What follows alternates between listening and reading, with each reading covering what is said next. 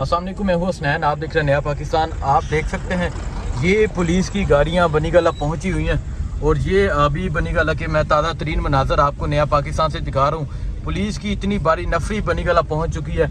आप ये देख सकते हैं कारकुनान भी यहाँ पहुँचना शुरू हो गए हैं और जो भी अपडेट होगी बनीगला से आपको मैं बताता रहूँगा।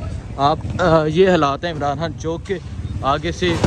ये पुलिस ने बिल्कुल सील किया हुआ है। ये देखिए हारदार तारे लगाई हैं और आगे ये लगा रही है इस्लामाबाद पुलिस वाले। ये इमरान खान चौक के ये मनाजर आप देख सकते हैं कि ये हारदार तारें लग रही हैं, आगे बैरियर लगा रहे हैं। तो जो भी यहाँ से अपडेट होगी आपको देते रहेंगे। बहुत शुक्रिया।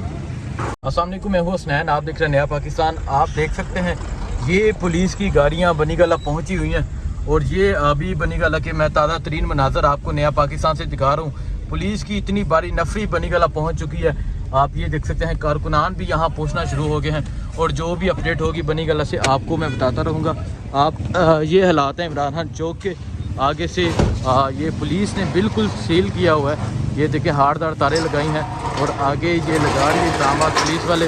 ये इमरान खान चौक के ये मनाजर आप देख सकते हैं कि ये हारदार तारें लग रही हैं, आगे बैरियर लगा रहे हैं। तो जो भी यहाँ से अपडेट होगी आपको देते रहेंगे। बहुत शुक्रिया।